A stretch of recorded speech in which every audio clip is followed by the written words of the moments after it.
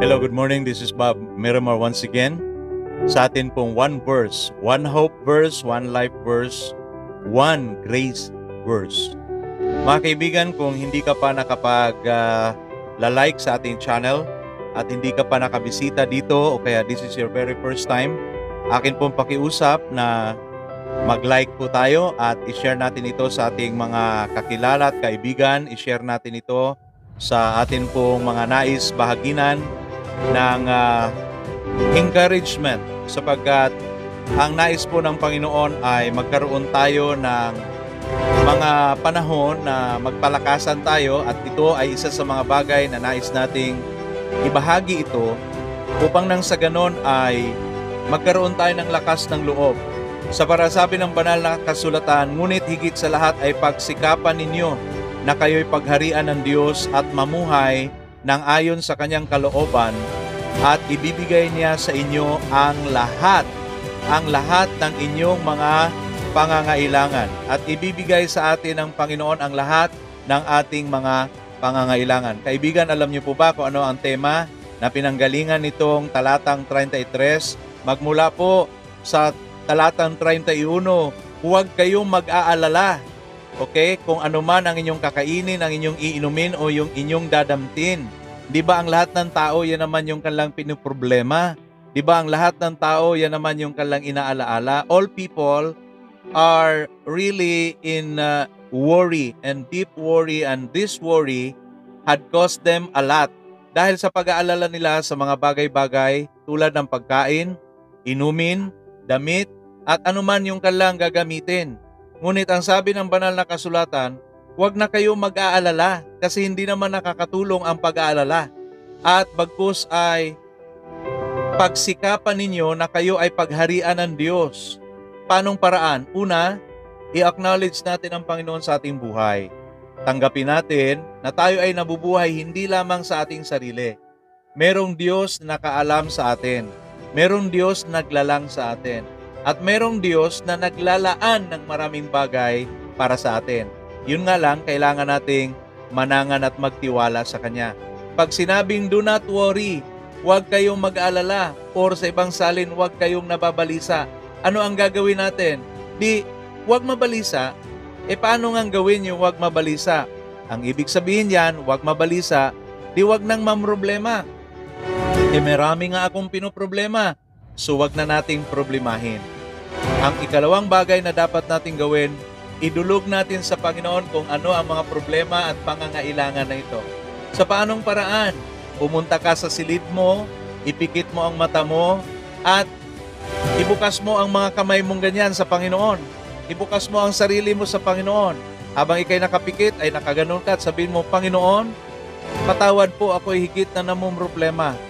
Napakarami kong pinoproblema, mga suliranin sa buhay ko.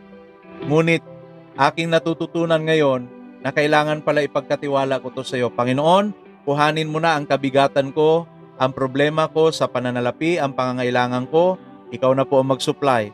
Ang problema ko sa relationship sa asawa ko, na hindi kami magkasundo at ang dami-dami namin palaging pinagtatalunan, dami-dami namin palaging pinag-aawayan.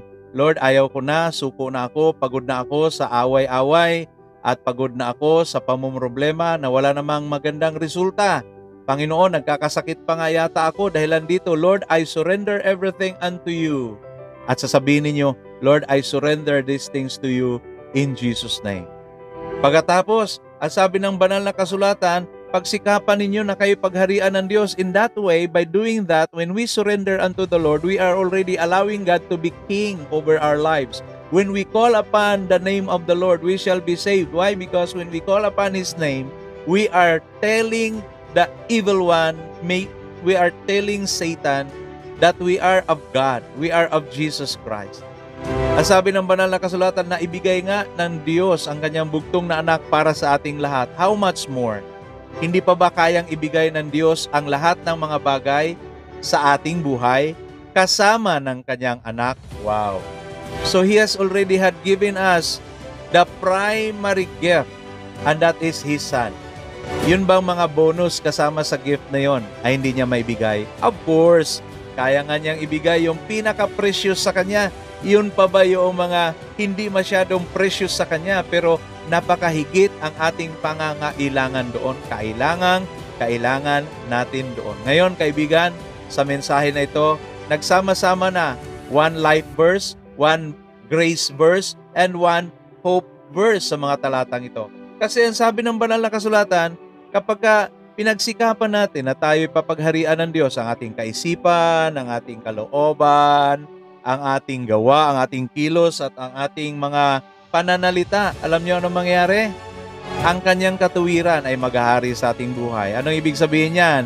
You will now begin to receive conviction from the Lord. You will now begin to understand the ways of the Lord. You will now begin to see and understand ano yung gusto ng Panginoon, ano yung ayaw ng Panginoon, at yung ayaw ng Panginoon, yun yung hindi na natin magagawa, hindi na natin gagawin because the conviction of the Holy Spirit is beginning to become stronger and stronger and stronger as we practice our faith every day. Wow, and that is the wonderful thing. That is the most wonderful thing. That you're not just receiving God and you are not just allowing God to be king over your life, but you are allowing yourself to receive all God's goodness, all of God's blessings, and all of God's prepared wonderful things and blessings ahead of time just for you. Now, in order for you to stop worrying, begin to trust in the Lord. Begin to be confident upon His promises and begin to make yourself susceptible of all God's promises and for God to fulfill what He said. Do not worry because worrying cannot add you even a little bit, cannot add you to your stature, cannot add you to your time, cannot even add a little bit length to your life. So worry not because walang pakinabang yun, yung mabalisa ka. Dinadry up mo lang yung iyong mga buto, dinadry up mo lang yung iyong psychosis, dinadry up mo lang yung inyong sarili. Sapagkat beginning na malulungkot ka, pag meron kang depression at napupuno ka ng anxiety at napupuno ka ng kalungkutan, remember this I am not a doctor, I am not a psychologist, but through experience and through pakiramdam sa sarili, when you begin to worry, pag nagsisimula ka ng malulungkot, yung genes mo, yung construction ng Diyos sa iyo, ay magsisimulang i-command yung utak mo, oy may kalungkutan tayo, may kabigatan. So yung utak mo will begin to send the signals to your physical body, may kalungkutan, kailangan i-overcome natin ito. Habang ikay nag-iisip, yung buong genes mo, yung buong grupo ng mga mandirigma mo sa iyong physical na katawan for your good health, pagod na pagod silang nakipaglaban. Bakit hindi namin madadaig tong kalaban na ito? Bakit hindi ma-restore yung joy?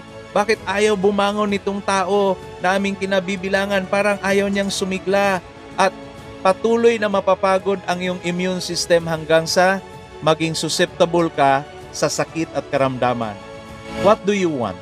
Maging susceptible ka sa sakit o karamdaman o maging susceptible ka sa kagalakan at blessing dahil kay patuloy na nagtitiwala sa Panginoon at nilalabanan mo yung worry at depression at ngayon ibabangon ka ng Panginoon na masigla at you are making yourself to become susceptible of all God's blessings upon your life. Because believing on the things that are not yet is actually faith. Because faith is believing on the things you do not see yet. But you are becoming certain in your heart that these things shall come from the Lord. And you are believing and you are building the blocks of faith in your heart. And when you begin to build, putting up the blocks of faith in your heart, your system, your immune system will begin to become workaholic and will help you. And your body will juice out wisdom, will juice out joy, will juice out something that is greater than before. Why? You are believing on somebody who is bigger, who is mightier, who is powerful enough more than any other. You are believing not on any other person or someone in authority, but of someone who's got all authority, and He is God. Imaginin mo, sabi ng Bible, huwag ka nang mabalisa tungkol pa sa anumang mga bagay, bagkus ay ipagkatiwala mo sa Panginoon ang iyong mga ninanais. Okay? Kaya't huwag kayong mag-aalalang baka kayo kapusin sa pagkain, inumin o damit. Hindi ba't ang mga hintil ang nababahala tungkol sa mga bagay na yan? Alam na ng inyong Ama na nasa langit na kailangan ninyo ang lahat ng yan. Ngunit higit sa lahat, pagsikapan ninyo na kayo ay pagharian ng Diyos at mamuhay ng ayon sa kanyang kalooban o katuwiran, at ibibigay ng Diyos sa inyo ang lahat ng inyong pangangailangan. Mga kaibigan, itong aking iiwanan sa inyo. One life verse, may Diyos at Panginoon na handa laging tumulong. Siya ay naghihintay sa ating panalangin. Siya ay naghihintay sa tuwina na tayo ay luluhod at ipagkatiwala ang ating mga kabigatan, ating mga suliranin, ating mga pangangailangan, at ang ating karamdaman even. Ipagkatiwala ang ating kalalagayan. One grace verse. Sapagkat hindi naman tayo kilala ng Panginoon, hindi naman natin kilala ang Panginoon noon, ngunit ngayon. Okay? Dahil siya ang nagpapakilala sa atin. Unti-unti nakikilala natin siya, unti-unti tinatanggap natin na wala tayong kayang gawin sa mga bagay-bagay kundi siya lang ang may kapangyarihan at kakayahan na gawin ang mga bagay na hindi natin kaya para sa ating buhay. One hope verse. Kapag tumawag tayo sa Kanya, manalangin sa Kanya. Alam nyo, tinutugunan na niya tayo. At ang sabi ng banal na kasulatan, huwag nang mabalisa, huwag nang mag-aalala. Pagsikapan na lang natin. Tayo ay pagharian ng Diyos at ng Kanyang katuwiran at mamuhay tayo sa Kanyang kasaganaan. Hindi lang basta sa kasapatan, kundi God will be overflowingly bless your life, willingly and will overflow the blessings upon your life and making you to be what? A blessing for others. Pagpapalain ka ng Panginoon, pasasaganain ka ng Panginoon, pagyayamanin ka ng Panginoon, hindi lamang para sa sarili mo, hindi lamang sa sarili mong mahal sa buhay. Kaya huwag ka nang mabalisa. Gusto ng Diyos, maging masagana ka. To the fact na gagawin kanyang pagpapala para sa iba. Maaari ka bang maging pagpapala sa iba kung ikaw ay kapos ng pagpapala? Of course not. Logically speaking, not. You cannot. You don't have the ability. But God will allow you to overcome every need that you have. Philippians 4 verse 19, and my God shall supply all of your needs according to His riches in glory by Christ Jesus. Ang password, si Jesus Christ. Kaibigan, kapatid, ang password ng kasaganaan mo, ang password ng katagumpayan mo ay walang iba kundi si Jesus Christ. Sabi ni Jesus, I am the way, the truth, and the life. Have Jesus. Pag sumikapan mo, na pagharian tayo ng Diyos at mamuhay sa Kanyang kaparaanan, sa Kanyang katuwiran. And the Holy Spirit, together with God the Father and God the Son, now with God the Holy Spirit, the tri-unity of God, their union will be working for your good. They are united for your good. God is always up for something good, sabi ng awitin. But let me tell you, God is always up for something best because His best is incomparable.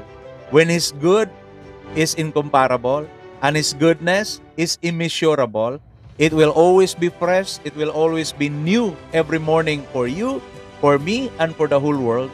God waits for the whole world to call upon His name so that the world shall be blessed through Jesus Christ. Now, this theme is reaching your heart because God wants to bless you. God wants to recover you. God wants to express His loving kindness to you. Sabi na isang quote, and I quote, we can give without loving, but we cannot love without giving. For God so loved the world that He gave His only begotten Son, so that whosoever might believe in Him should no longer perish, but will have everlasting life. And the Son of God says, I am the way, the truth, and the life. No one could come to the Father except through me.